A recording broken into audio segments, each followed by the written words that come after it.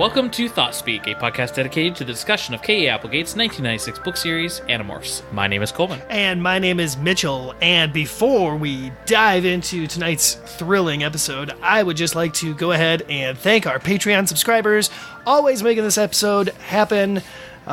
We are going to go ahead and thank Ben Freeman, Noah Troutman, Jeremy, Jennifer Baker, James Miola, Kendra, Kevin Koskowski, Graith, Tony Pazak, David C., Kelly Brown, Josh Blount, Daniel Martinoli, Nita Labrada Gaffaro, Tim Aheen, Sorrent Joyce, Michael Blemick, and last but not least, good old Steve Adams. Thank you all very much for helping to keep this podcast going, pumping some lifeblood into us. So much so that we feel so energized to tackle this next book. We have invited a very special guest, someone we just met, onto our show. Welcome, Andrew. Hello. It is an absolute pleasure to be on the show. Hey, surprise guest. What do you know?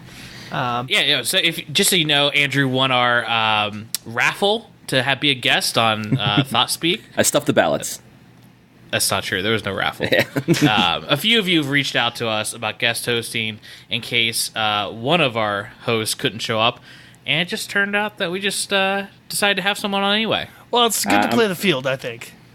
I'm very excited. When you put out that call, I remember driving home from school as fast as I can to record the audition and everything. I gotta be the first. I had to be. Well, it worked out apparently. Well, we've got a lot of responses, and I definitely put you up there at the top of the candidate pool, and so it can only go up from here. We're happy to have you aboard. Thanks for joining us on this wild ride, because tonight's episode is going to be Book 40, The Other. And I can honestly say I don't remember reading this one as a kid. I definitely didn't read this one. I was not obsessed, but the one I read the most of these ghostwritten books was the one right after this one, The Familiar. So, I definitely never read this lead-in, though, which has nothing to do with the other one. I remember specifically avoiding this one as a kid because it had new Marco on the cover, and very young Andrew hated short hair Marco and just refused to read this one and some other ones out of his own prejudices. Yeah, I mean, old Marco, I thought he was really cool with the medium-length hair. In the 90s, that was super rad. And short hair, he was ahead of his time. And, he kind of looked like a gorilla on those covers. He had a very ape-like face, so... That's racist. Way to go. So, I mean, you want to dive right into talking about the cover on this bad boy? I want to hear Andrew's opinion on the cover. Already, Let's go to Andrew. Hot take number one, it's new Marco, so it's garbage. Cool. I can respect that. This one, so mine has the Watch Animorphs on TV logo in the bottom left. Yep. I'm pretty sure they all do from here on out.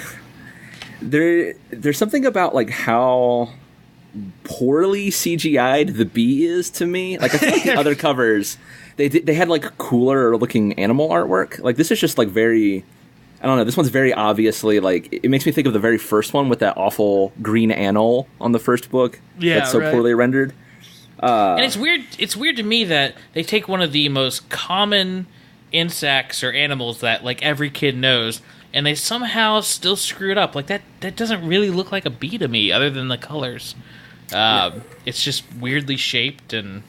It looks like a bee transformer toy I had, but it does not look like a bee. There you go. Other than that, just the pink and dark bluish purple is just not a very pretty or attractive. It looks color like scheme. a religious book. You should open this up and get some daily prayer thoughts. It's that very specific color scheme. Well, Marco's the way he's holding himself too. It's he's either about to fall off his skateboard or he's flying to heaven. No, he looks bored. Is what he. He really he's does. The most bored inline skater ever. To go back to that Watch Animorphs on TV logo, this book can be noted for being the book before they added "Please watch Animorphs on TV." When they got desperate. Oh man, this is not that far behind when the TV show got canceled.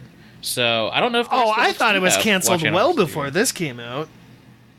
I thought this was right around the time. Why would they keep putting that on there, though?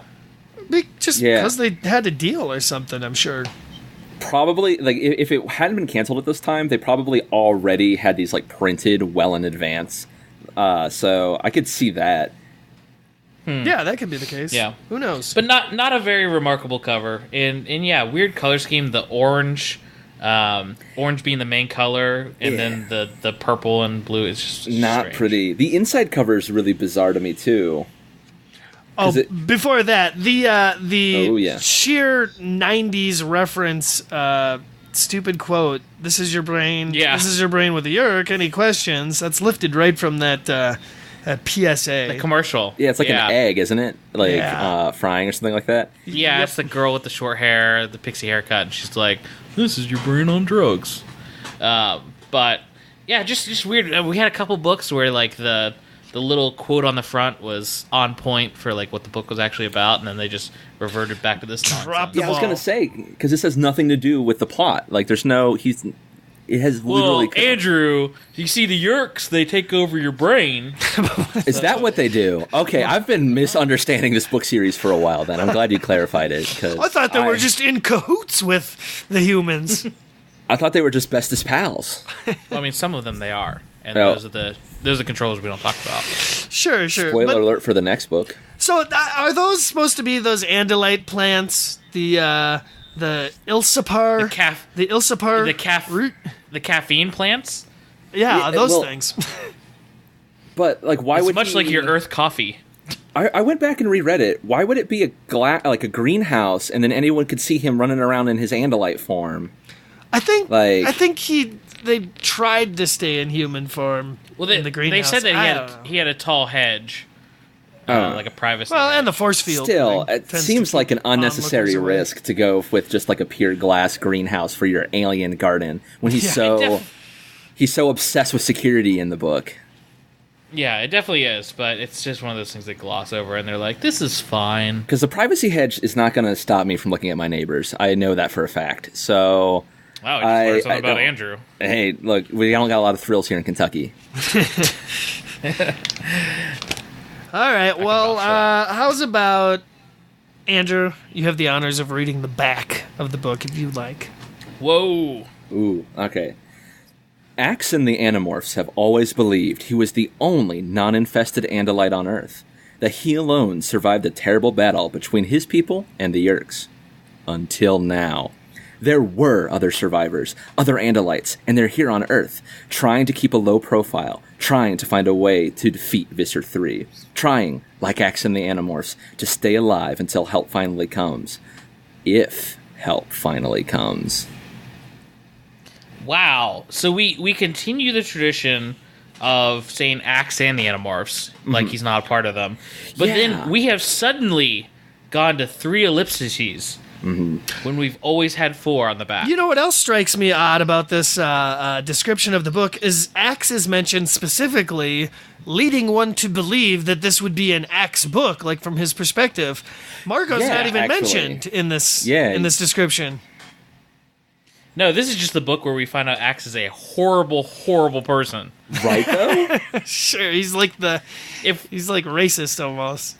Yeah, if this would have been an Axe book, we would have gotten all these like Andalite slurs, and just being like, "Man, I wish that guy was just dead." It's insane. Like, that was my biggest thing reading this was like, okay, I know I haven't read some of these in a while, but I don't remember Axe being this big of a jerk. Well, he has his jerk moments definitely towards the end of the series. I'll admit this is actually something I liked about the book: the fact that you actually you feel a little bit of that culture clash that we don't get that often between the alien races and the humans. No, precisely. I thought that was actually a little good on their part. Yeah, thank goodness Marco wouldn't drop it, you know. I was explaining the plot to this to a certain individual who I'm close with, and I was explaining that I love that. I love in any fiction with aliens where they act different, like when there's like really something. I'm not the biggest Doctor Who fan anymore, but when the 11th Doctor came around, he was like really alien and said stuff like, nobody human has anything to say to me. And I love when it's like, oh, wait, you're not just our blue friend here. Like, you're an entirely different species and culture, and there's going to be weird hang-ups between those. And you're like a kid from your culture, so there's even more weird stuff. I love spoilers that. for this book, but he doesn't drop it. Like it doesn't conclude in a good place. That little subplot. I know, and I actually again, while it's kind of messed up, I so agree with you. I wanted to bring that up, that it was such a cool thing. Yeah, but the cover sucks. Am I right, guys? Oh, stupid You bees. better believe it. Okay, well, I'm gonna go right ahead. Just at the start of the book, these things tend to start out either plunging right into action or whatever, and this has Mark, good old Mark, No, that's what we're calling short hair Marco. He's just Mark. He doesn't get Marco. He's just missing the O factor. Yeah. He's turned into a regular white guy. But That's racist. he's watching TV, and it's a lot of good '90s references, but Unsolved Mysteries seems to be the prevalent one, and coincidences abound, as they tend to do in these things, especially when they're trying to kickstart the plot. And there's shaky cam footage of what appears to be an Andalite. Wait, Mitch, I don't want to go on one of my crazy tangents, but Unsolved Mysteries, isn't that show about sometimes supernatural occurrences and how people might relate to them? If I may step in here, gentlemen, to settle this dispute, Unsolved Go Mysteries ahead. is definitely about this, much related to a certain other show you can find on your podcasting devices and however you might find them. Monster Move Podcast, your outsider's perspective podcast for all things spooky, strange, supernatural, has received many of its topics from a late-night Amazon Prime rewatching of Unsolved Mysteries.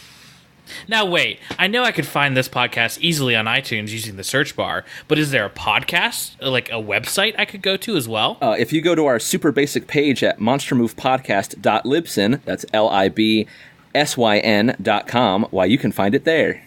Oh, hey, Wow. I also use Libsyn. Anyway, Eh? I wish they were paying me.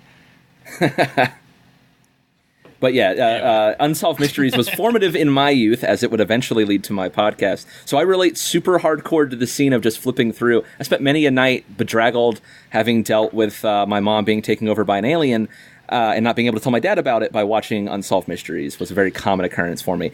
Part of that wasn't true. Part of that didn't happen, but the Unsolved Mysteries part definitely did. I didn't realize how relatable these books were. Jeez. Especially SpongeBob. This is not too long after SpongeBob first aired. SpongeBob's world premiere was in 1999. I remember because I watched it. So, they really actually, that was a surprisingly relevant reference for the time. That, I think, right there is what, we were talking about this a little bit before we started recording, but that right there, I think, is what really differentiates millennials. It's the people that got on the SpongeBob bandwagon and liked it, and then the people who just straight up never watched it, could care less, annoyed by SpongeBob. Are you not quoting See, SpongeBob memes on a daily? No, I see other people doing it, Yeah. and I'm like, boy, I missed out. See, I feel like that was the first show that had this traction behind it with a certain age group that I passed. I hopped off It at was the Invader first Zim. one. Invader Zim, I feel like, was the best, Oh. or the last good original Nicktoon. Invader Zim was amazing. Invader Zim was great. We can all, millennials and post-millennials and pre-millennials can all agree Invader Zim was the superior cartoon. And it might be coming back on Netflix That's right. Oh my Jonan God. Vasquez. with original creator Jonan Vasquez. Our I love next Jonan Vasquez podcast. so much. Our next podcast. I we'll be covering that. still want a live action. Just another tangent. I still want a live action Johnny the Homicidal movie. Maniac. Yeah, a movie of Yes. Johnny the Maniac. I 100% It'd be agree. so messed up, and it'd be great. Or I Feel Sick. It needs an adaptation. I don't care how they do it, if it's animated or not. I Feel I Sick. feel like needs short its own. films would be great for I Feel Sick. Yeah. Oh man. I love Anyway. that. Damn, dude. There's a lot of good shit go- in the pipe works. To go back to this book, I do want to speak as we start it. Did anyone else feel like going into this book? It's like, wait, have they used this plot device before? See, Like- yeah, they do it all the time. I know, this exact plot device they keep going back to the well for. It's like, there's more Andalites. Oh, you What's thought gonna the happen? Andalite thing. I thought you meant the seeing the plot delivered to them on television, convenient news broadcast No. or whatever. Wasn't that one of the I mean, Megamorphs? overall? Yeah, that yeah, too. yeah. Like one of the Megamorphs had them watching a news broadcast and seeing something. But overall, that definitely was repeated as well. But overall, I feel like we've gotten a lot of Andalites in need, but they're not. They don't want your help. But then we're gonna butt in anyway. And I don't know. I told you this. I told you this before we started recording that this one felt like two characters that got cut from that last Axe book. Like they just didn't have time to fit in these characters' side stories. Just 2 books ago we got Andalites are back. I mean, why are they repeating this kind of returning Andalite plotline so close to one another? And they do that thing where he says, like, another Andalite. Like, again, like you said, 2 books ago, we just found a bunch. Like, why is this so bizarre? Because I'm really like, is this Axe? Why would it be Axe? Like, there's other Andalites. They had to reference that in this book, too, the fact that they met up with other Andalites, because Axe is all excited at first that his girlfriend might be coming back. Oh, Axe. He never learns. I feel like that's definitely a Applegate correction. Is I think the ghostwriter, I don't want to assume, probably wasn't aware that 2 books ago there had been Andalites, so they had to hurriedly put that in to be like, oh no, wait, we did this thing just a little bit ago. We've already done this. And it kind of ruins Marco's night. He mentions it's like his night off. They didn't have a mission or anything. And Jake and Kessie and Rachel were all busy. So what he has to do is go meet up with Axe and Tobias, because of course they're like BFFs living together, basically.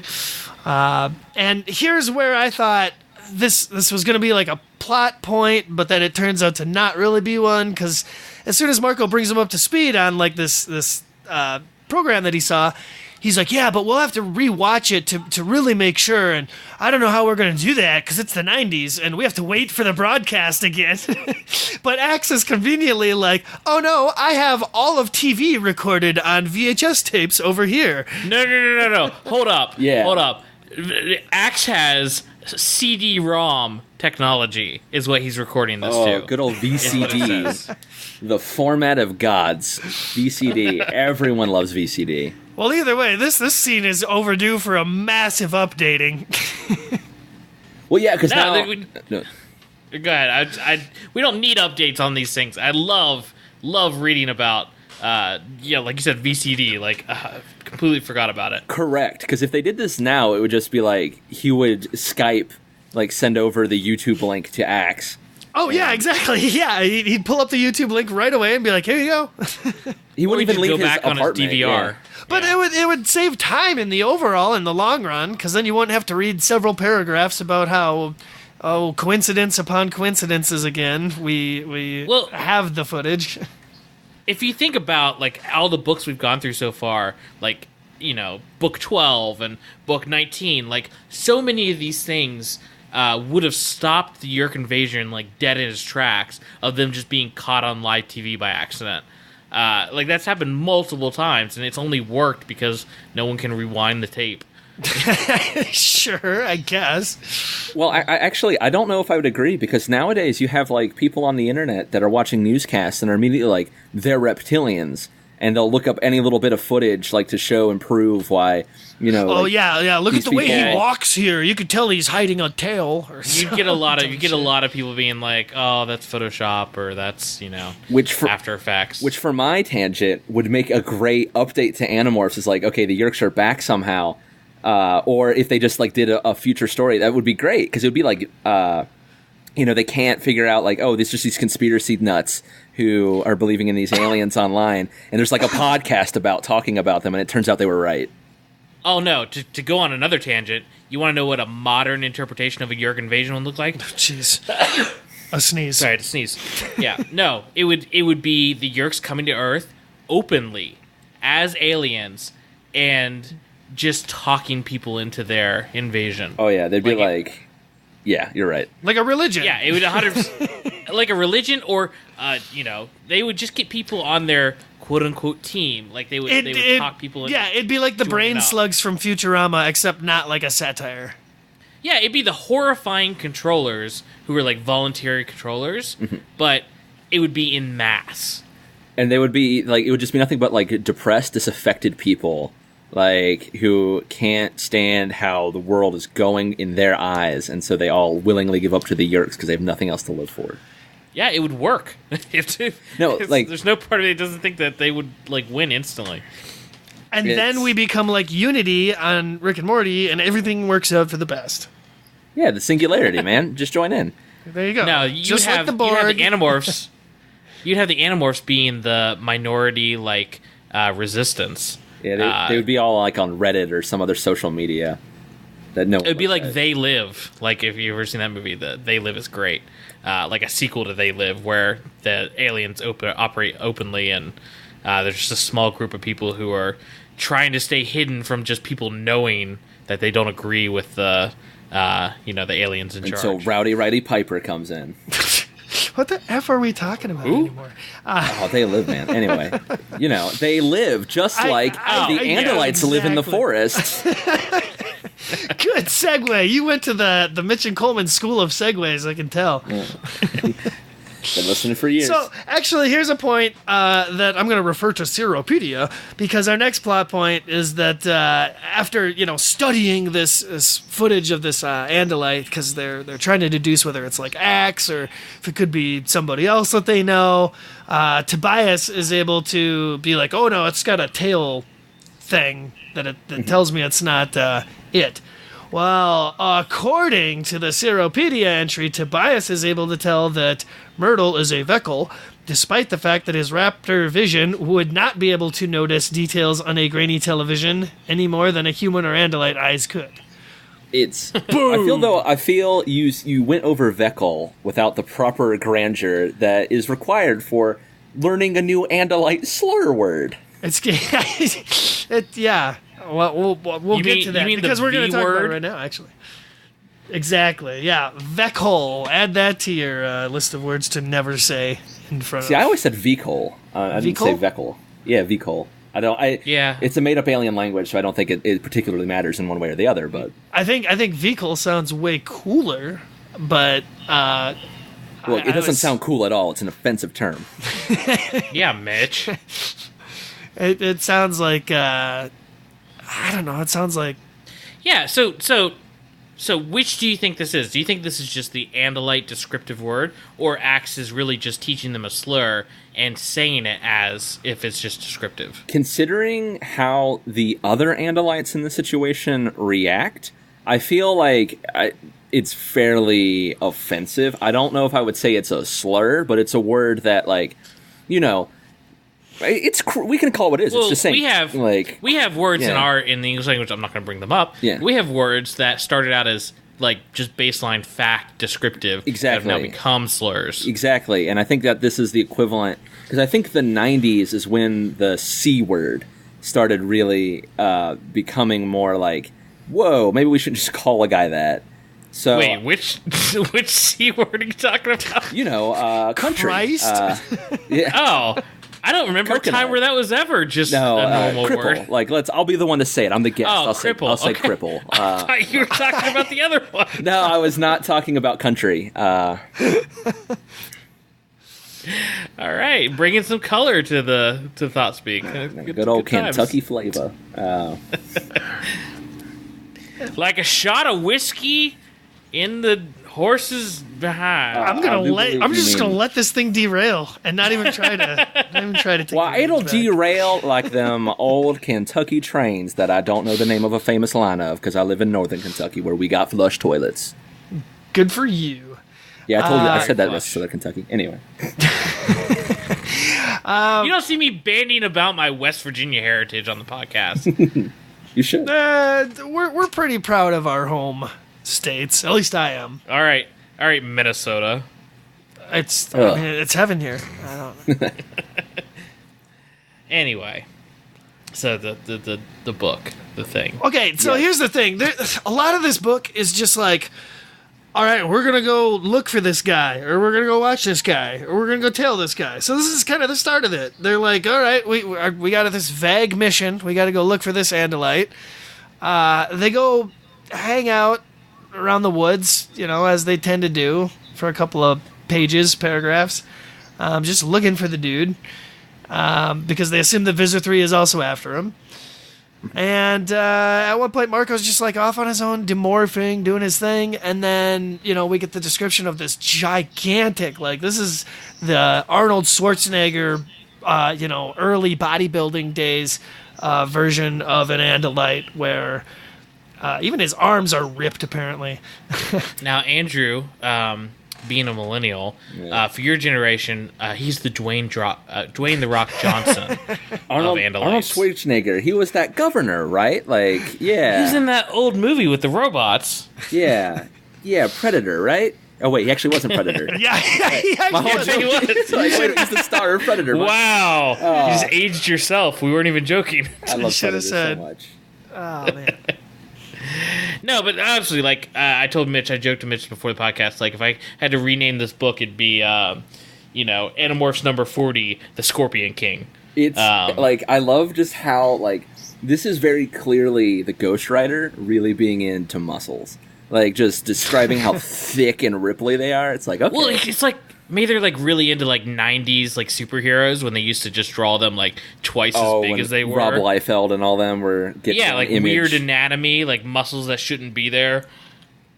Like, But I thought this was actually, like, incredibly badass. Like, this Andalite comes out, and just the picture of, like, his tail blade is like a scythe. Mm-hmm. And he's just rippling muscle. Like, we have not seen an Andalite warrior like this, because in the book so far they've been described as, you always think of them like samurais, mm-hmm. like these very accurate and, like, light on their feet warriors. And this is a guy who's got all of that plus like a huge amount of muscle behind it. Mm-hmm. Oh, go ahead. I was gonna say, like, all the other Andalites are like described as deer usually, but they call them horse. Like Clydesdale. Yeah, like they call him a huge horse, and I think that's like an important Clydesdale, in fact. Yeah, and I can honestly say I think this is like the peak point of my like caring for this book.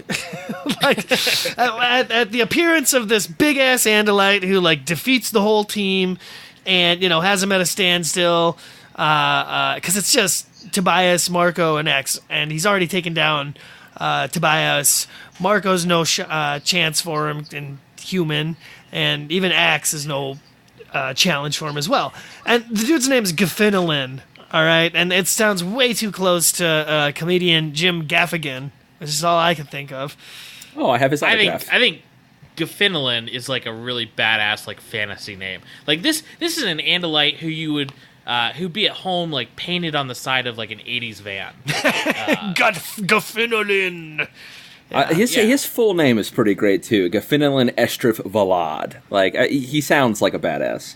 Yeah, he's like Vlad the Impaler. Well, he definitely is a badass because he's a fighter pilot and just a war prince of some sort. Actually, here's another Cyropedia fact for you.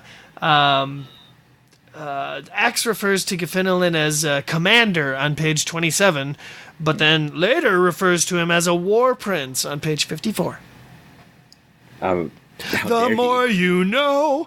That's weird because he goes under Jake at some point. That's spoilers for later.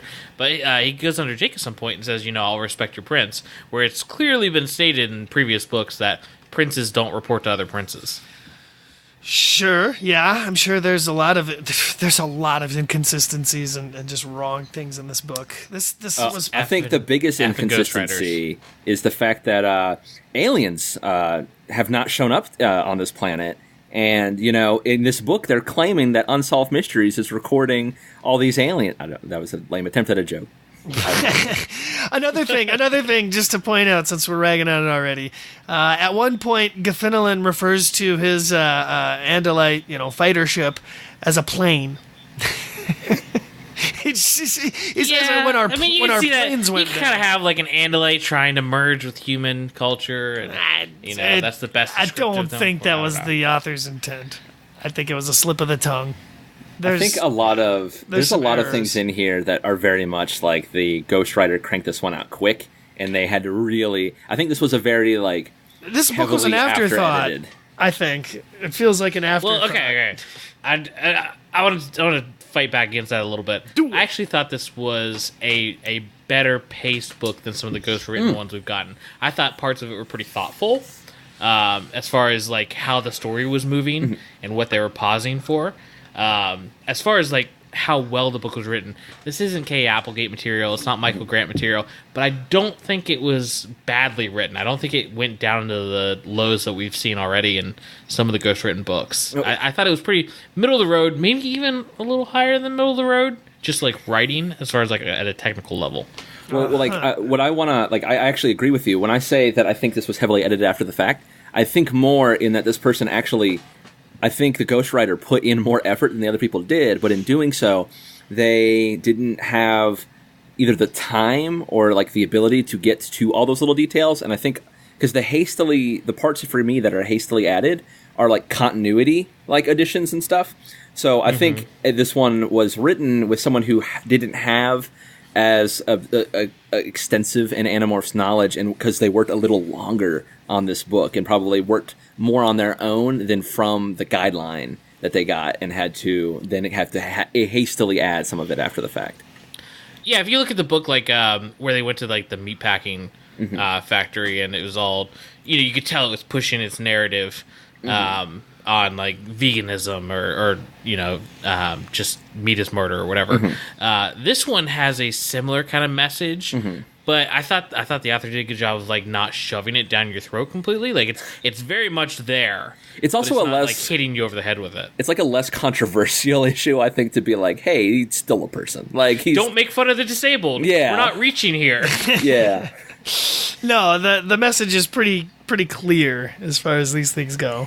It's weird that Marco's the one that keeps harping on it. Like that, again, I haven't fully reread all of these books, but I don't remember Marco being as big a crusader for the downtrodden. Well, actually, again, I don't want to, just jerk this writer off, but I thought that was really well done. The fact that Rachel calls him out at one point. Rachel or Cassie? I think it might have been Cassie. Calls him out at one point saying, like, you called somebody a vegetable the other day. Yeah, Rachel said that. And that's, I think that's very much his personality. Like, he'll make the joke that'll make somebody laugh, even if it's, like, over the line. But when it matters, he's a good guy. Or just even the fact that, like, it really speaks, I think, to how well these characters are handled. That it's, like, everyone, like, has that moment of not always aligning with their own viewpoints, right? Like, you make an off-color joke, but it's a topic that you normally wouldn't agree on that with. It's a very human thing, and so I think you're right. It's a great moment with Marco, where it's like, you did this insult, and he goes, yeah, okay, I did make that joke, but this is a different scenario, and just because I made that joke doesn't mean that I hold this viewpoint. I'll go a little higher than that. I'll make a bold statement. We're going to have to find this author and jerk him off. Of all the ghostwriters that we've read so far, I think this ghostwriter nails each and every character better than any other ghostwriter. Like, even though some of the Animorphs don't have as much to do in this book as the other ones, when they pop up, like they all pop up at certain points and are like important for a moment. When they do pop up, I think they're interesting and much closer to their like original intent of their character, but like an evolved version of that than any other author we've hit so far, even some of the K. Applegate ones. I agree. That's my bold statement for the podcast. I agree with that in the sense, like, very much with the fact that I think the strength is that they don't focus too much on the other Animorphs. Like, they don't try to bring them up too much. They're like, this is a Marco book. Focus on Marco. And it's his interactions with the other characters that are so strong, and they feel so Marco. It's because, like you said, him getting called out on the insult, his little argument with Jake, or like his like discussion with Jake, and saying like, you can't do that, like you shouldn't go back there, and all that stuff. Like, well, just to get into a little more what I was talking about, like when Jake pops up, when he's important, he's kind of in the battle. You hear a little more from him, and he's kind of making a decision, and then new facts come up where like what the Hork-Bajir are doing or whatever, and he hesitates to make that split-second decision that'll probably get them hurt, but he makes it like indecisively, and then like plows into it and says like, no, this is what we got to do. Like, it was very much Jake, and like, but like a unsure Jake who has to make the right decision. And then when Cassie pops up, she's like defensive of Jake but not pushing it. And like, it's just, again, I think the author was very thoughtful with these characters. So thus starts the whole plot of the book that, I don't know, to me is where I began to lose a little bit of interest, I don't know, with this Myrtle, them looking for Myrtle. It's because they follow Gefinolin off to his little house and spy on him for a bit and see that he's acquired a human, and he's apparently living in, suburbia. He's got himself a nice defended via force field home, which they find out in a little bit. How long do you think it took him to figure out how, like, mortgages work and to buy this house and make sure he could get the zoning permits to put in his shield and everything? Sure. I wonder how much of that information he gained. I was really hoping they'd go into detail on, what human whose life he apparently stole and identity he took. Like, I think you guys are forgetting the series so far. We've seen Axe, who is basically a kid in Andalite culture, like hack government websites and stuff. I'm sure this guy just found a computer and created a life. Actually, given how like ruthless he seems, I think he just killed a guy after he took his morph and then took his life. That could be the case. He researched, which human lived in the perfect house and was a single adult male, and just took him.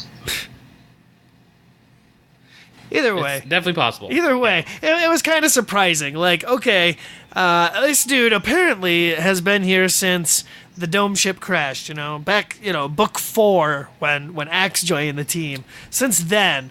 And we're only just now hearing about him and seeing him. And his tastefully decorated house.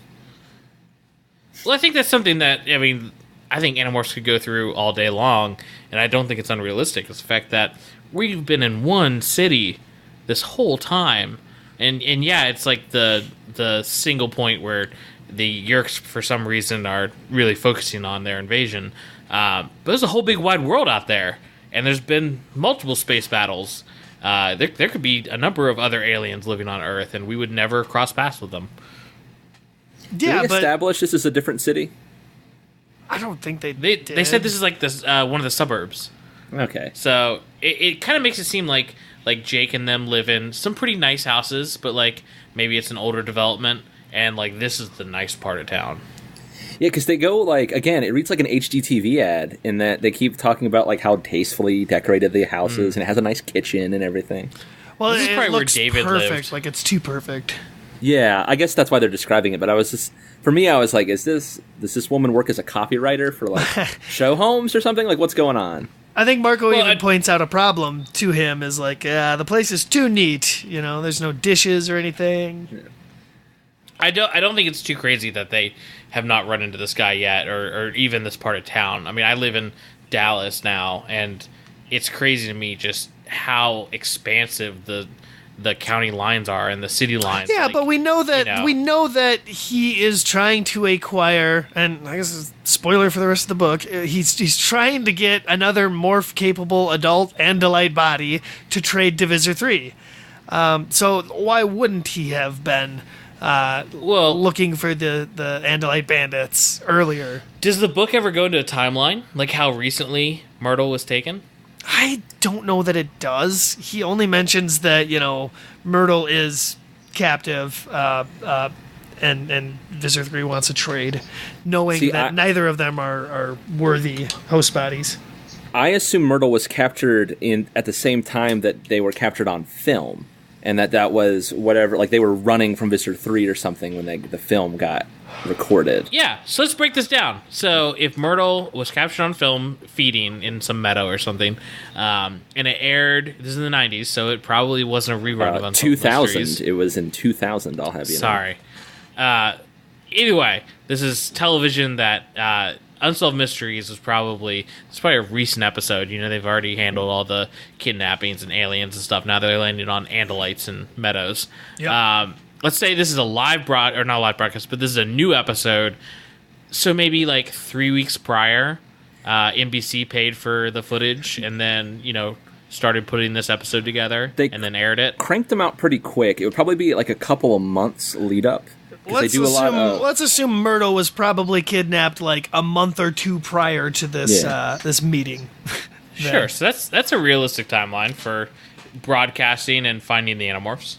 Sure, it's just crazy that, Gaffinolin and Myrtle have been chilling out, relatively close to the team and all that they do, and never once had they gone and investigated or, by some other major coincidence, encountered them. That's what I'm talking about with the whole Dallas analogy. Like, if somebody in Mesquite was specifically looking for me, like, technically they're kind of still in Dallas, but that's an hour away.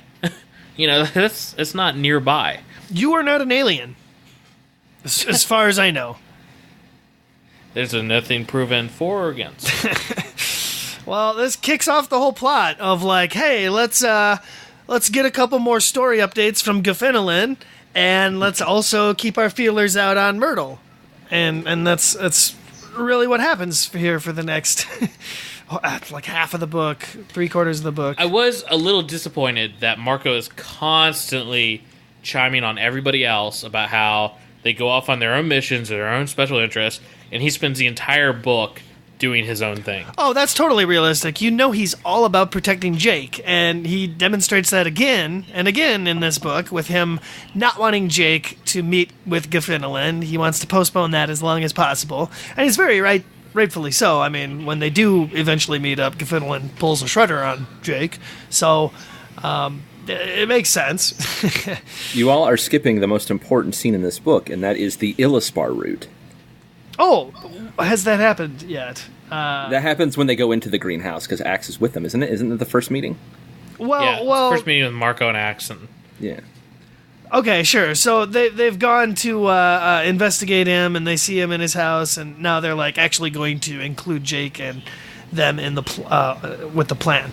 So the whole team meets up for the first time in the book, and Marco, Axe, and Tobias are of course going to be the team sent back in to check on him. And this is when Marco, encounters the force field, which really kicks the crap out of him and is taken hostage.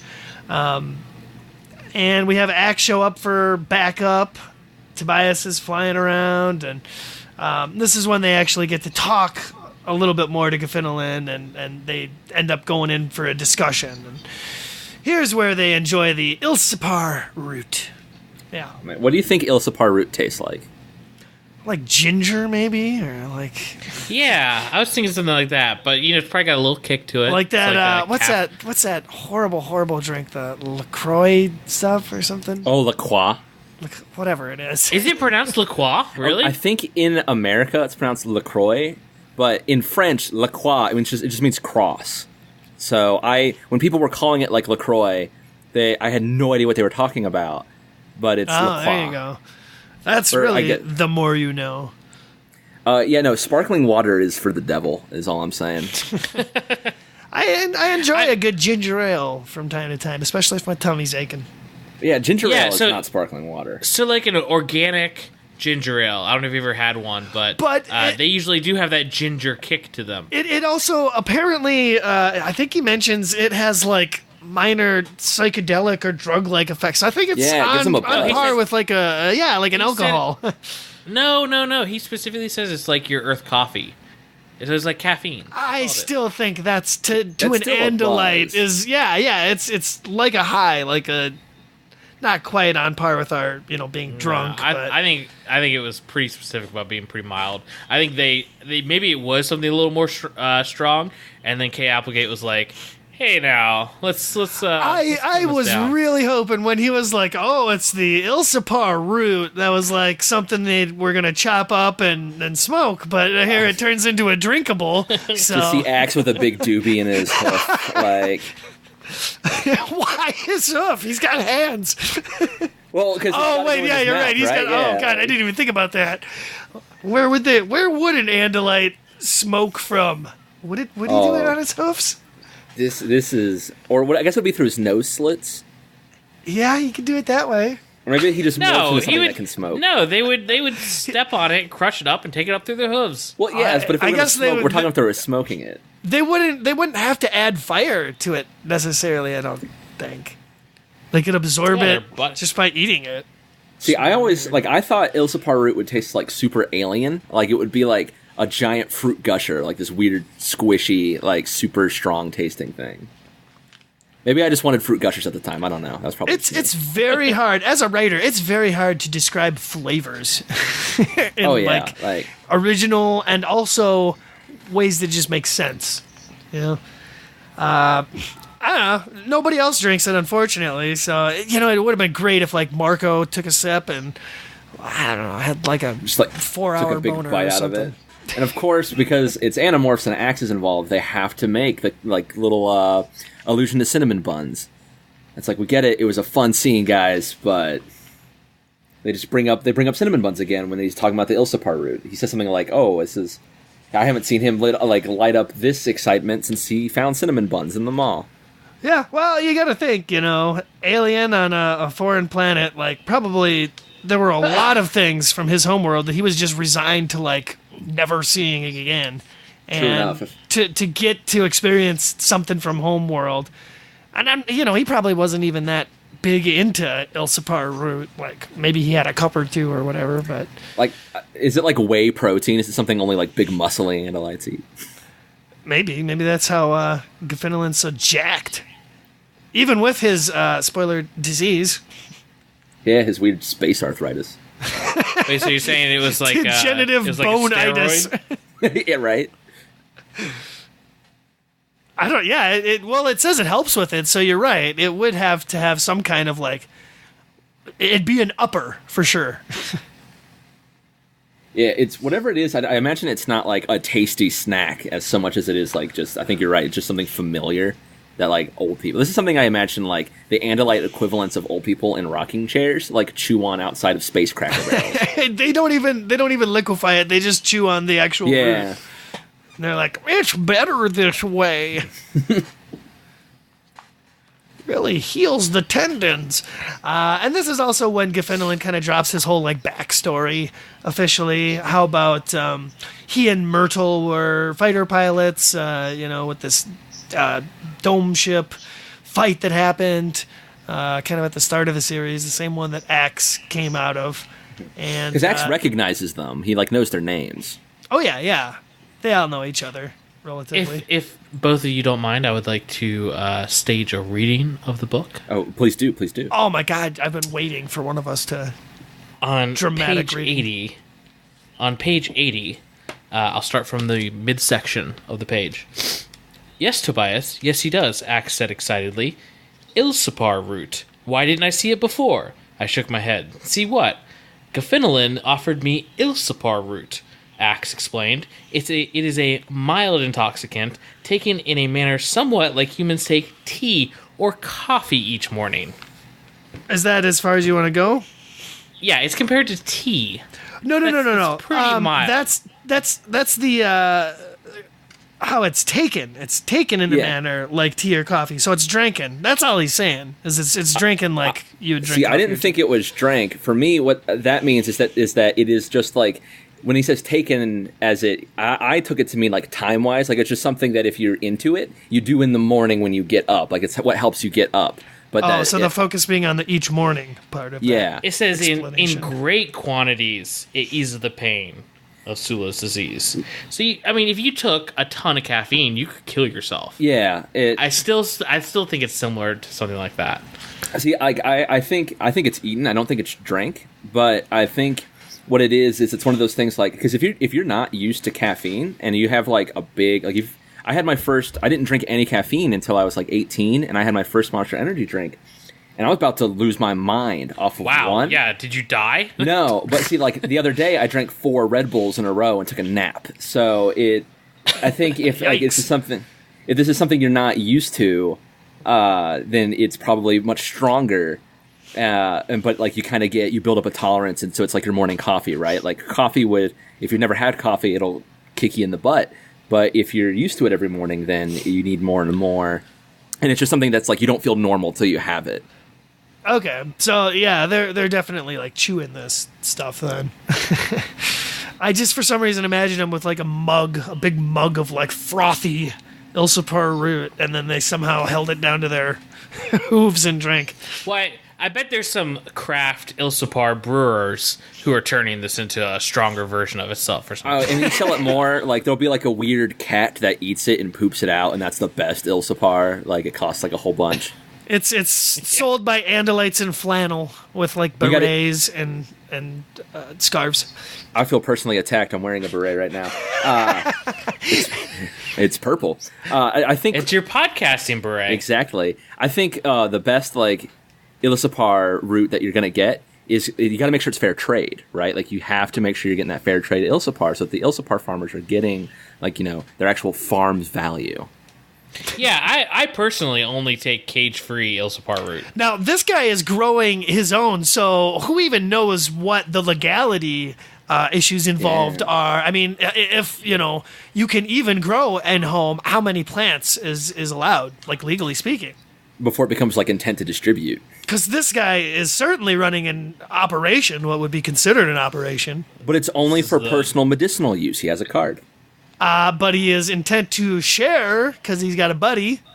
And this is the podcast where our fans believe that we're on every drug under the sun. With the introduction of Axe, now he has a third person intent to consume and possibly and sell. a minors at that too. So who knows? I mean, oh man, I don't like this guy anymore. I think he's up to something. He's peddling for sure. Okay, so he's given his whole backstory. He's like, okay, come into my house, whatever. I'm going to tell you my stuff. I don't care about you and your things. I just want to meet with your leader, and I want to find my buddy. Okay, that's it. And they're like, okay, respect, we understand. And Marco's like, yo, I'm going to acquire this bee for later use because I'm totally coming back to spy on this guy. He's shady as F. And again, it just falls back into this routine of like, okay, we're going to go away for another scene and then come back and check in again for the next update with this character. Well, what I like about his character is I actually think there's like a really good reason why he's just so willing to tell them the backstory is because just as, he explains like he hasn't seen, aside from Mr. 3, any other Andalites, and also he's excited because, hey, I get to steal this, morph because he wants that real bad. But I like to think a part of it is, he's been so starved. Like, this is such a bad situation to begin with that he's in. He's just starved for anyone who will understand it. Because he certainly, he has this job at a lab in his human morph, but he can't be like, me and my Vekul mate, like, we're on the run from Mr. 3, and it's a whole thing, and I got space arthritis, and they're a Vekul, or Vekul, whatever I called it. Did we accurately explain what the Vekul is? Yeah, well, I think we got at it with cripple, but it just means like you're hurt or disfigured in some way. Well, we didn't discuss the reason why he couldn't morph either. He has an actual allergen to the morphing technology, which I don't know if has come up at any other point in the series. I was going to ask if that had come up because that was such a weird again, I think that's another one of the things where I think the Ghost Rider did a good job, but they didn't realize that was a detail. Like, this could solve it. So they had to go in after the fact and be like, oh, no, he's allergic to the morph. That's why. Yeah, learning that there are Andalites that just straight up aren't even compatible with morph technology. Because kid reader, if one Andalite can morph, you just assume they all can for some reason. Mm-hmm. So hearing that there was one that, he is like such a sub-Andalite if you think about it. He's lost his tail and never had morphing ability. You're sounding like Axe right now. he's such a lower species, comparatively speaking. He can't compete with, the regular crowd. So I thought, man, he'd be such a cool recurring character to use in the book, kind of prove his worth, so to speak, helping out the team from here on out. Spoilers, they set that up a little bit at the end, but it doesn't come to fruition at any point, does it? Or maybe in a future book? I didn't think it did. No, both Myrtle and Gefinilin are referenced about 1 or 2 times a piece from here on out. Never make a reappearance, unfortunately. What would be great is if in a future continuation of Animorphs, you see Gefinilin come back and he survived the disease. Coming back. No. He survived the disease, and Myrtle died eventually. But Gefinilin survived the disease, but it crippled him. And so then the pages are turned. So now he has to be a Vekul. Instead of like an allergy, I was hoping it would be something like they were like somehow morally opposed to morphing technology. And so now it would be like this like weird dichotomy where it's like there's he's this a solution. Conscientious objector. Well, like because then you could have the fact that like he's a Vekul now, right? Like he can't do this, and he could solve it by morphing easily, but he chooses not to because like he's so strongly opposed to the morphing technology that he would rather live as a Vekul than. Well, one thing the series has never gotten into is who distributes this power, this military, weaponized. They talk about being younger and getting it, But what if, like, his parents were part of, like, some kind of religion that's like, we don't believe in morphing technology, so our son, we're not going to sign the permission slip for him to get it. There's a lot of different routes they could have gone down and explored. Definitely something we like to point out. We believe that morphing technology causes autism. There you go. I want that book. And like Jenny McCarthy is out here telling us about listen to this doctor's report. Oh, I'm a doctor. It's Visser 3, and he's like telling people. Look, I'm just like you. I hoofed out my scoop one hoof at a time. I like me a good bout of Ilsapar root in the morning, just like the rest of y'all. Really? I mean, I don't generally take my Ilsapar root before noon, but it is a holiday. Oh man, what's going on in the book again now? Oh boy, this is the part where they meet up again back at the mall. Because it's another transitionary scene where Marco is like, okay, we got to keep Jake from meeting crazy old Gothinolin for now. God, I wish I lived in the heyday of the mall. Like, just reading these books, just as a kid, I was like, I can't wait to get older and I'll get to hang out at the mall all the time. And the malls suck now. Oh, God, yeah. I used to be such a mall rat. Yeah, I remember watching Mallrats and being like, this is so true to my life. Oh, man. I think I was 2 years old when Mallrats came out. Ooh. Oh, fun. Well, like I said, because Marco, again, wants to go back and snoop on, Gaffy, this time Rachel's in on the plan because she's like, basically bullies him into taking her. Oh, I want to talk about this real quick. Yeah. I thought this was excellent. The way that Rachel, like, steps up and is like, if you're going to go on a mission, I'm coming with. Like, this, you don't see a lot of the Marco and Rachel team up. Like, it happens in, a Megamorphs book that we're about to get to. And, a couple rare instances. But I thought this was another, like, nailing of the character. It's almost like you have a scene where, like, Marco's like, man, I gotta break into this house, but I don't know if I can do it by myself. And then Rachel steps out of the shadows. Well, you're not gonna be alone. I'm sorry. I was just gonna say that it's like, I don't think this definitely cemented my thought that they're not very good friends, though. Marco even just mentions, like, I'll be covering your behind, and she, like, flat out kicks him in the shin for it. Like, she don't take shit from him. It's a dynamic that you have. I mean, this is, I think, very realistic to friend groups. Because sometimes you have, like, people who are good friends with another friend, and maybe you have, like, a back and forth. Like, I almost feel like I have this with my sister-in-law a little bit. Like, obviously, we like each other and we hang out and it's cool, whatever. But for the most part, we just have, like, the sarcastic rapport. It's not really, like, a personal relationship or anything. It's just, like, this joke we have ongoing, and that's kind of what, like, Marco and Rachel have. It's I get that, but most of her stuff is physically hitting him or attacking him. Yeah, like, they honestly don't really like each other, but they keep the peace and have this. Oh, there's so much sexual tension there. All the fans can attest. I think what it is, and I think you're hitting on it with that friend group, it's not that they don't like each other. They don't dislike each other. They would not interact outside of this Animorph situation, and they've found a dynamic that lets them, like, really. You say that, and then Megamorphs 5 literally puts that to spec and changes that up. Like, but I think it's interesting because you're right. Like, we all, at least I know I do. I have in friend groups, like, a friend who I'm perfectly willing to hang out with them when I'm in this group, and I have nothing against them. But it would be kind of awkward just hanging out with them on their own, especially if we were going to go turn into bees. So, like, I think you're right. Like, it's nice to see the dynamic of they're not just, like, six bosom buddies, all running around, like, having fun and adventures. Like, there's tensions and there's, like, different levels of comfortable everyone feels with each other. And again, I think handled by a lesser author that could have. I think that's a really subtle relationship to put to page. It is. Like, that's what I'm saying is, like, I think that's why there's weird little, like, lore mistakes, is because they were crafting this one a little, like, I don't want to say too hard on the other aspects. It's just that that's clearly where the time went, is working on plot, the dynamic. Yeah, the plot and the continuity were a background to this author actually wanting to write like kind of a character piece. Mm-hmm. Yeah, and that's probably why this next little scene bit didn't really work for me in my mind, because Marco and Rachel go back to Snoop in his house, and you get the bee scene where there's a little bit of a animal instinct kind of take over, but Marco kind of gets it under control pretty quick, and they don't really find anything of interest in his house. Nothing's there.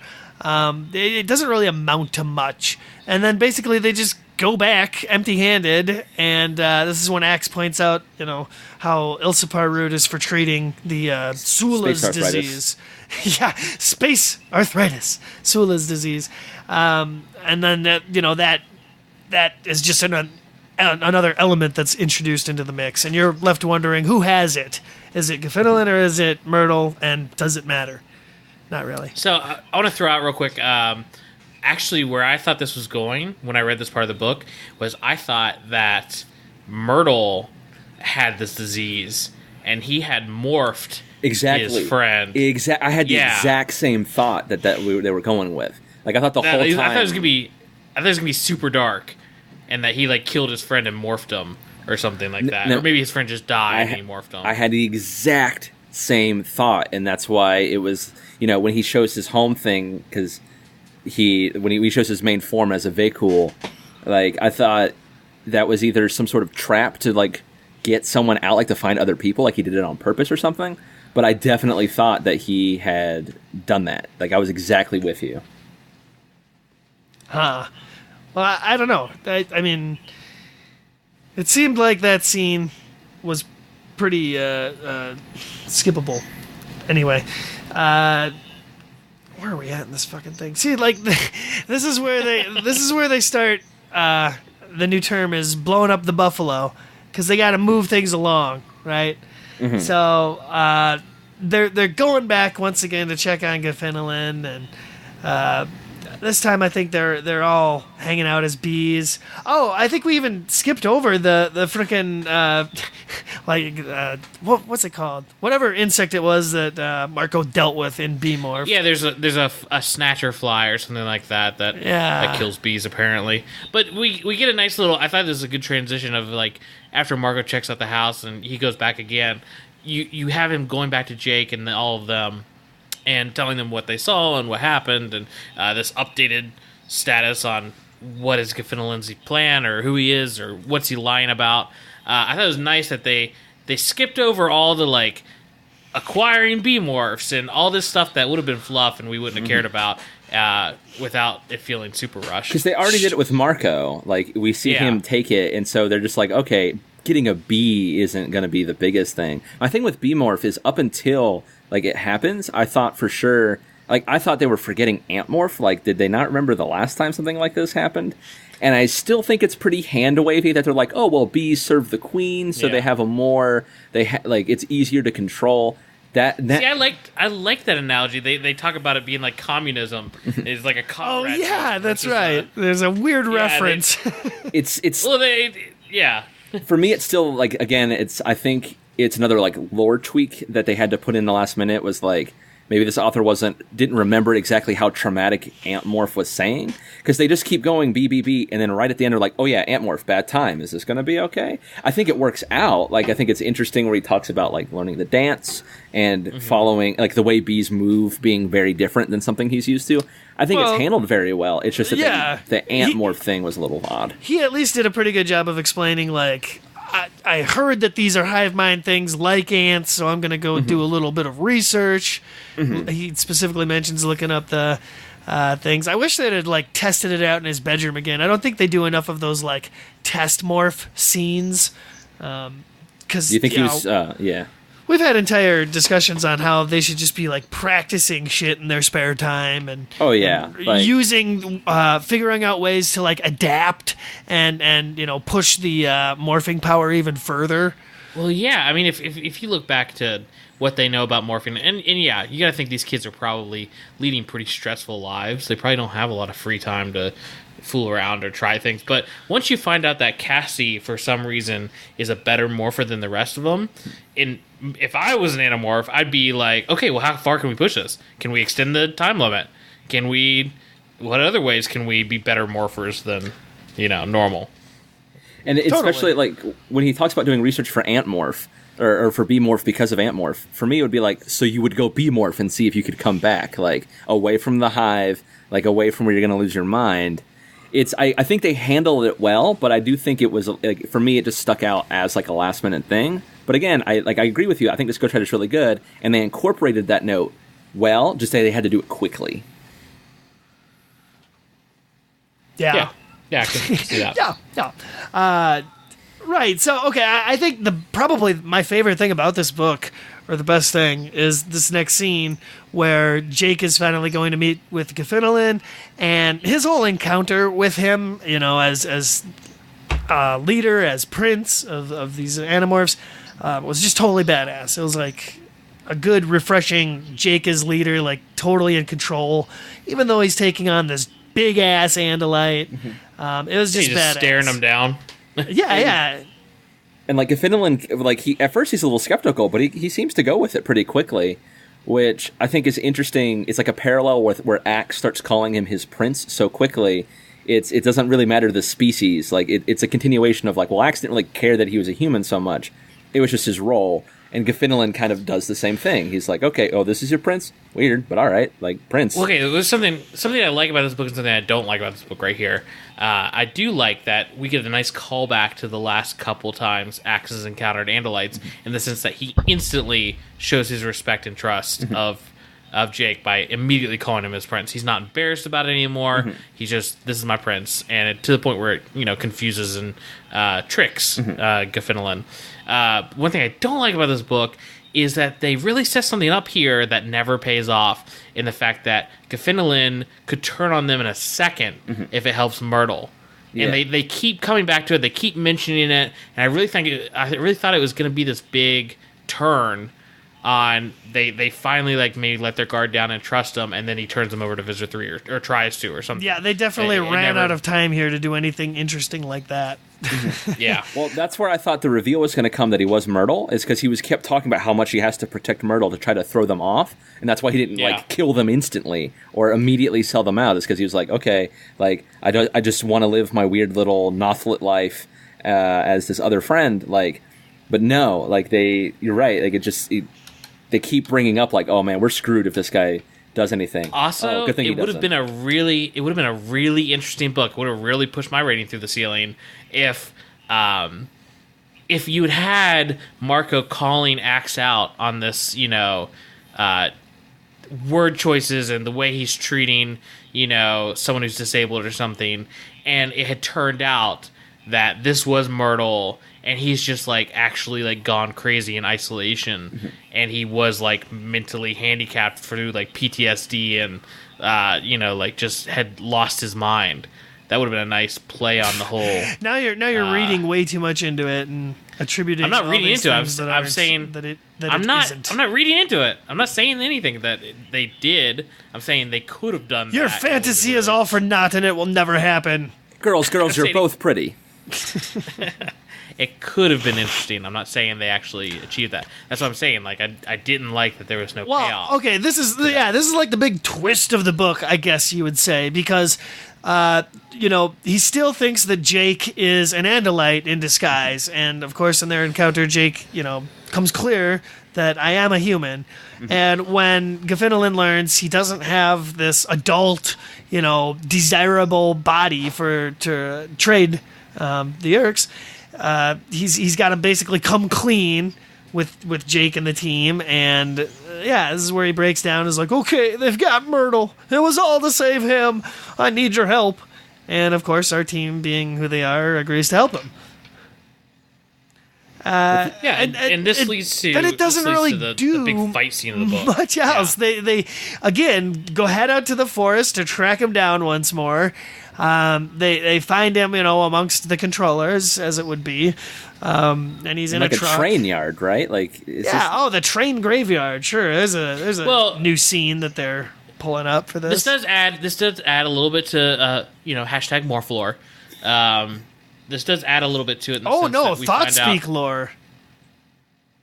Thoughtspeak lore. Well, yeah, because we find out that Gfinelin and Myrtle have like super Thoughtspeak. Yeah, well, they've got such a close relationship that it's increased the range of their Thoughtspeak only with each other. I think that's both. It like makes sense within universe and is a cool addition to hashtag Thoughtspeak lore. Yeah, like literally. Well, because we already get like a little bit of morph lore in that. Like some people can be allergic to morphing, which is bizarre. Yeah, so there's a lot of things in there that if it wasn't for the fact that like Andalites are aliens, like a lot of this would be like, what? Like, what do you mean someone's allergic to morph? And they never explain it, or they have this increased range of Thoughtspeak, and they kind of only do it here. But it still works in that like these kids, just by knowing Axe, do not know everything about Andalite society or physiology. Because Axe is like, if he's a kid, even he's not going to fully understand physiology. When I was 12, I didn't. I had a basic idea of how my organs worked, but I didn't have like the best idea. So he becomes, a crazy war prince. Axe does, and all this stuff or whatever from his interactions on Earth and all that stuff. But we get the idea throughout the book series that Axe is kind of a dumb Andalite. Yeah, no, definitely. Yeah, but like 90s dumb when it was cool, like. Yeah, like he just like hangs out in class, doesn't pay. He goes to the space like mall. The Andalite equivalent of a slacker. Mm-hmm. He's an underachiever. Riding his brother's coattails. Sure. Which works when they're like, oh yeah, by the way, like I remember in class that I attended once, Ilsapar root's good for treating this disease, I think. Like, so I do think it actually works as a good way to be able to introduce these ideas about Andalites that we're not aware. It's like, all they know is Axe, really. I mean, there's others that show up, but they're not giving them, in-depth interviews. So it's kind of a cool thing that they do. I actually really like it. I think it's set up real well. Totes. If you thought that this book was building towards, some kind of monumental climax, well, in my opinion, you'd be wrong, because they have their kind of fight their way to the goal sort of chapter. And once Myrtle is freed, once Myrtle is freed from the truck, he's just sort of reunited. I think this is one of the bigger fights they'd ever been in. Yeah, it's a really cool fight. Okay, well, go ahead and tell me about the fight. Sell me on this fight. Waves and waves to Hork-Bajir guarding this X-Men-esque, moving transport prison. Sick train car fight where like Marco realizes like he can use his gorilla morph to like go around and climb on stuff. Yeah, him jumping. I thought like I'll grant you this parts of this fight are just like whatever normal fight they're fighting Hork-Bajir. But when Marco is jumping from train car to train car and then from car to car, I thought that was like really exciting and like very descriptive and vivid. I hate to steal your thunder, but if I may steal a moment and do my own quick dramatic reading of my favorite part of the fight. It's very presumptuous of you as a guest host, but we'll. I'll kick back onto that Patreon. But I'm all in favor. So both of those things. Towards page 114, when Marco is within the fight, something made me glance to my right, almost over my torn shoulder. A ladder rung built into the train car wall. Maybe I could grasp it, swing out from it, adding force to my punches and kicks. Unless a ladder rung is part of a ladder. Ladders lead to places where you are not. I love that feels Marco that he's just like, oh, thing I can beat someone with, and then he's like, wait a minute, I can use this for its actual purpose. Its intended purpose, yeah. I love that. I'm sorry to steal the dramatic reading thunder. I know that was damaged, but I thought that was such a very Marco part in this fight, which I agree. I think is one of the better fights so far. Yeah. Yeah, I enjoyed it. No, I'm genuinely glad that you guys enjoyed the fight, because I feel like at this point I was kind of skimming over things because I knew where this was going. But, as long as they're still doing things, because realistically there are one or two of these big fight scenes per book. So to keep it different and original and exciting every time is, I feel like, already becoming somewhat of a chore. It is definitely a new battleground area for them. that if it were a video game would allow some sweet combos, I'm sure. It feels very video gamey. That's what I thought the whole time, is this is very much like you're on a timer and you have to kill as many waves as possible. Yeah. But, I mean, my description still remains true in that they save Myrtle, and he's like, sweet, we're reunited, besties for life, and then scene ends. And that's the last you'll see of us. Besides this cool stinger scene of Marco coming to visit Myrtle. And that's really it. Why don't you tell us about it, Mitch? That's Marco later comes to visit Myrtle in his suburban home.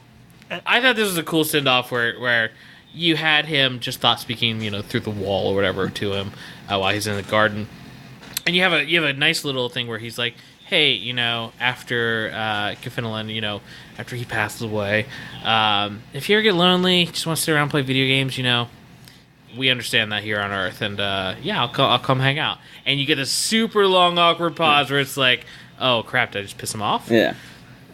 Well, I think the stinger scene though illustrates sort of the point Mitchell's been making, in that like that scene sets up like, oh snap, like Myrtle's gonna come back one day, and it doesn't. Like there's so much like build up, I think, in this book, and you're right, it doesn't really, as much as I enjoyed this book, it does not really go to anywhere of any substance. To be fair, like earlier in the book, not setting up something later in the book, I can blame the author for that. But the fact that the main authors got bored of the series, like, you can't blame this ghostwriter for it. No. And like that's not so much a failing on the book. It's just reflective of where this book is sort of in the timeline. And it's just like a little like, oh, yep, that's sort of like the rest of the book. It kind of builds up and drops. Right, without adding much to the overall continuity of the series. Well, like I said earlier, these guys are brought up like once or twice again, and that's it. Yeah. Well, that's the other. I mean, that's book 40. The other what? Whoa. The other episode. The other K. Applegate, according to the book cover. Ooh. You're right. The other K. Applegate. Is that Michael Grant? Yeah, true. It's her sister or something. Okay, so anyway, you're right. What? You want to what? Go ahead.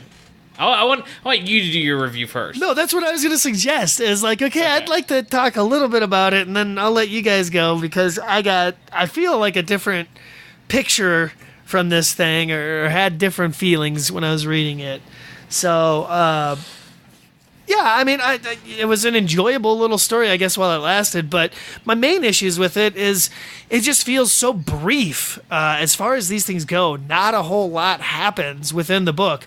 It is really just this character-driven story about these two downed Andalite fighters that are trying to find their way back to each other. This is like the Animorphs Saving Private Ryan, almost, where they're just trying to get to Myrtle.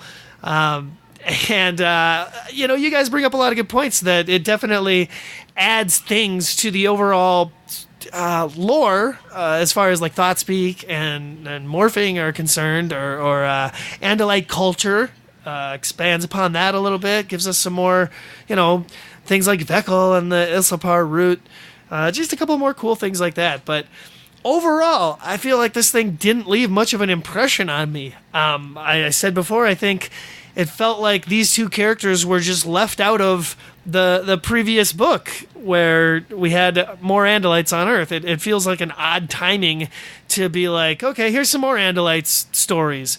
Why didn't they just do this book a little later? Why didn't they go different directions with it?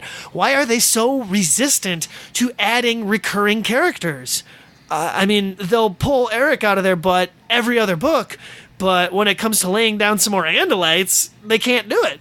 I don't know why. And, just reading this book, I really wanted to get it over with.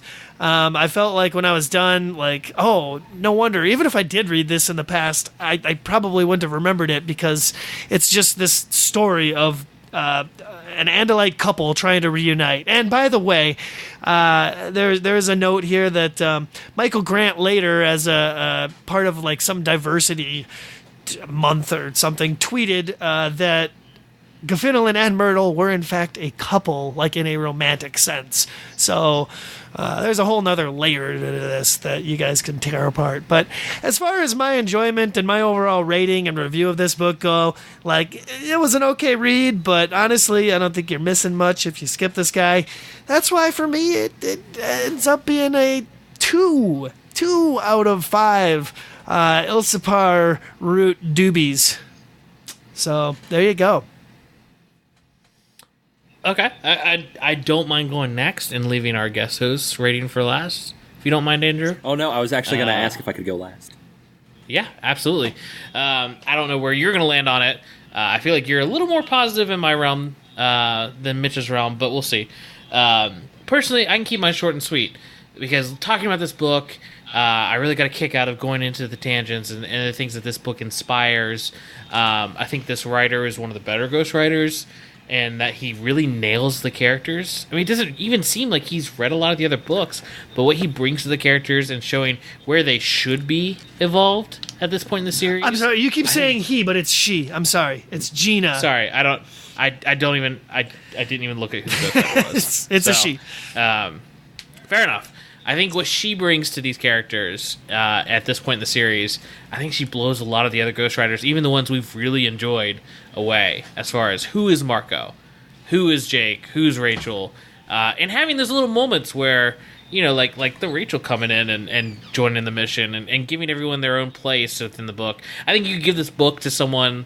Like, obviously, there's earlier books that do this really well, too, but you can give this book to someone who wants to get into the series and, like, this is who these characters are, and they would get that from this book.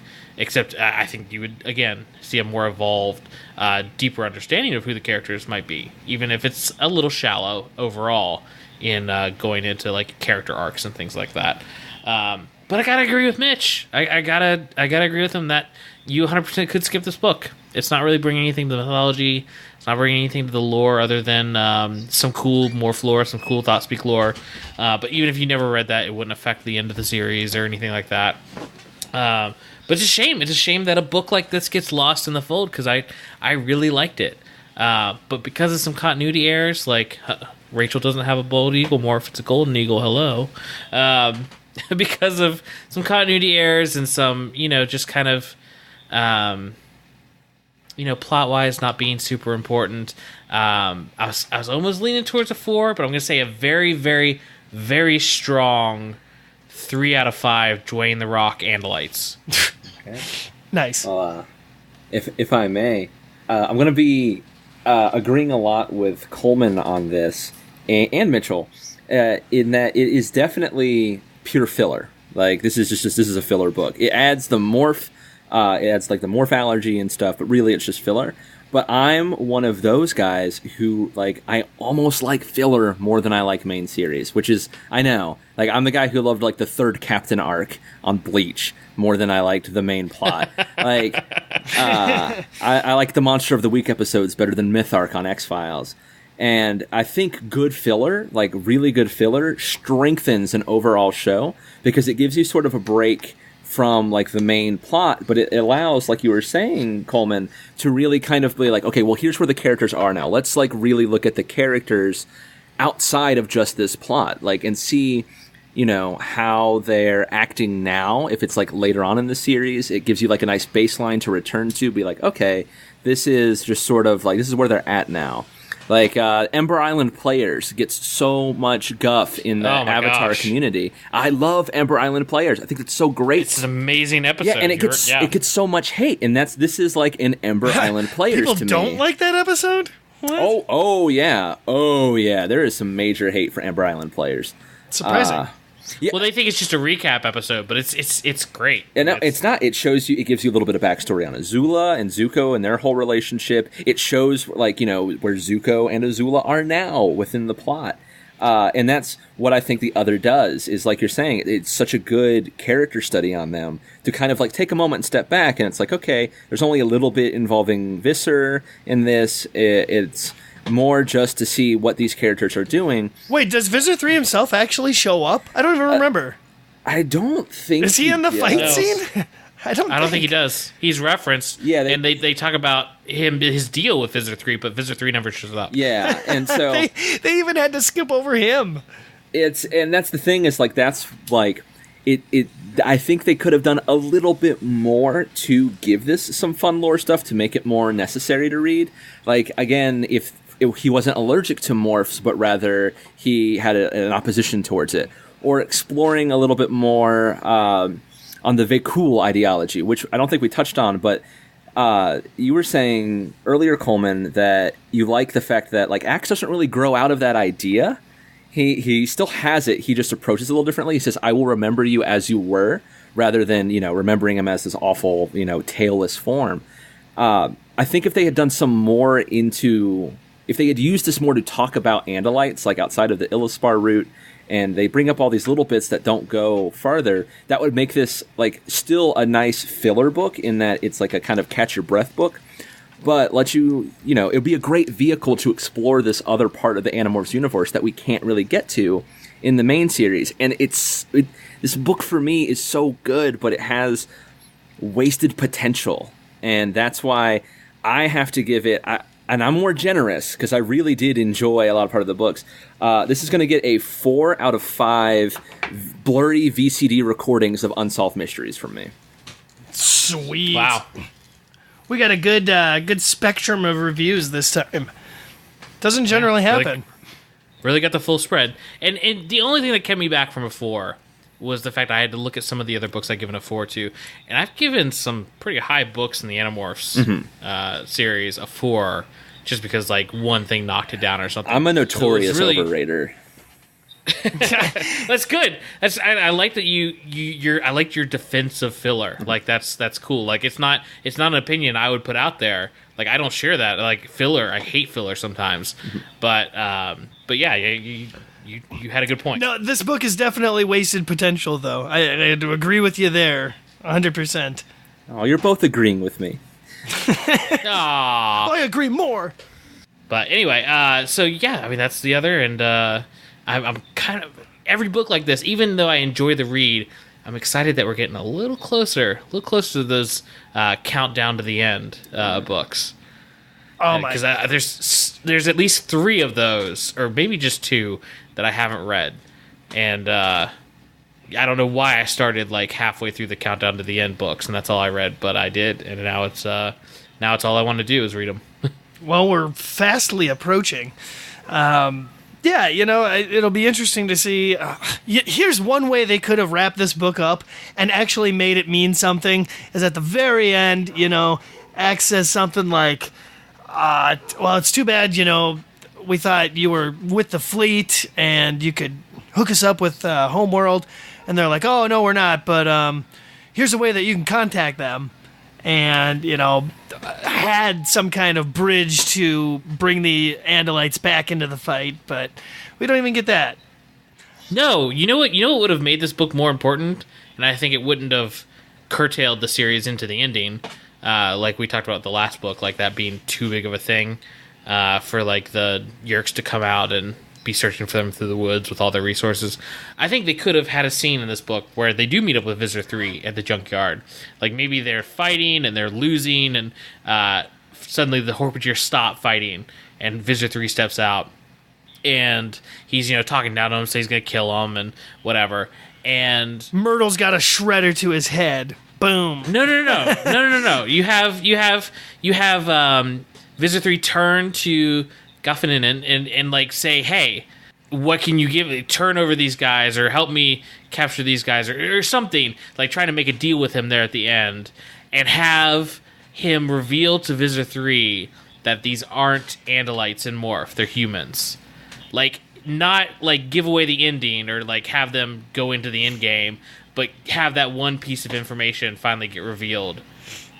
Which totally makes sense in this book for that to happen, because he saw them out of Morph, and they weren't as careful with that as they are in other books, and it could have been like a big reveal in this book, and kind of start us heading towards the end with that. Because I don't know what book that Visitor 3 finds out they're human.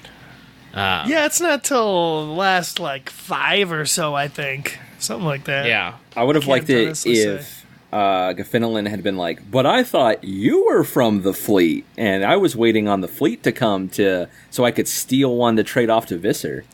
Like, just a weird little reversal where it's like, oh, well, if I'm not the Homeworld fleet and you're not the Homeworld fleet, well, who's flying the plane? No one. But, I think they've made the point that it seems like Andalite Homeworld just doesn't care about Earth anymore, and now they're on their own. So I think they're not necessarily waiting for more Andalites to show up anymore. They haven't done a very good job of communicating like their overall feelings on that since our previous book with the Andalites, just 2 books ago. But the next one, The Familiar, is one that I'm really looking forward to because it's a bit of an odd duck as far as these books go. Say that.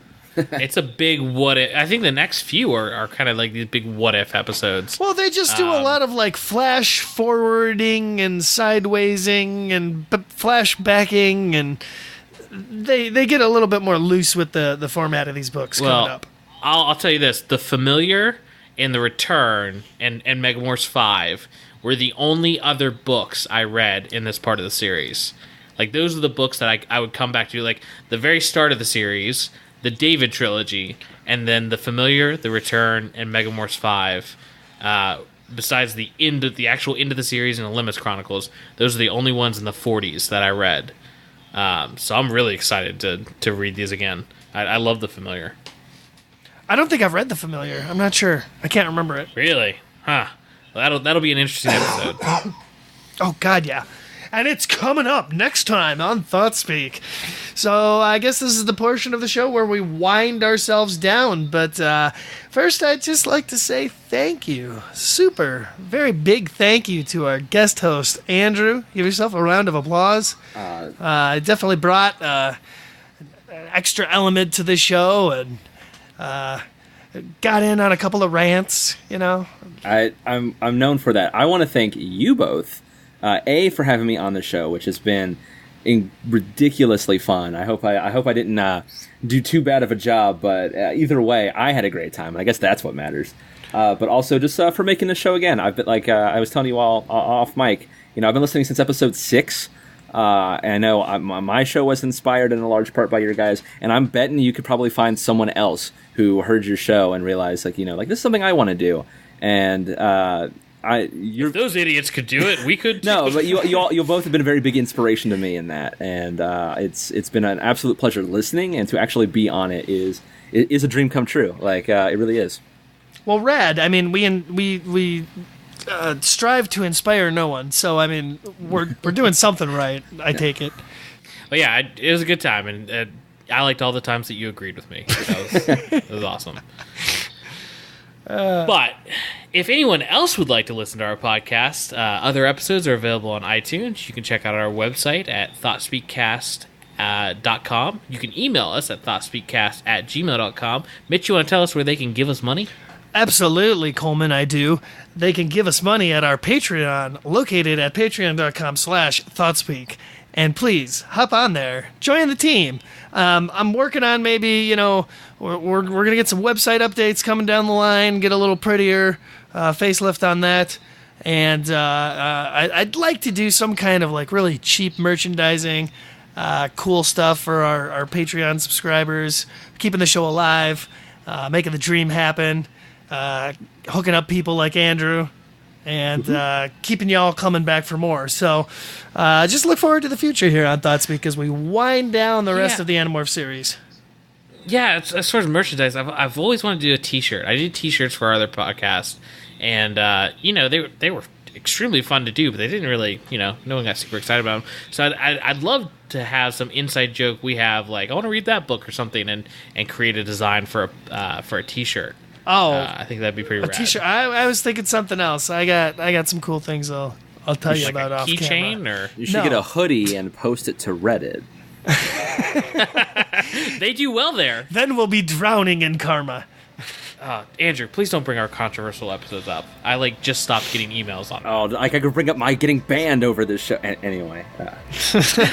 Right on. Lots of good memories to be had here, and lots of good memories to come. But until then, I have been your host, Mitchell. And I've been Coleman. And I've been guest host Andrew. Yay! Well, He did it. He did it. He did the thing. He done did it. So yeah, we'll see y'all back here next time for another exciting installment of Thoughtspeak. Bye.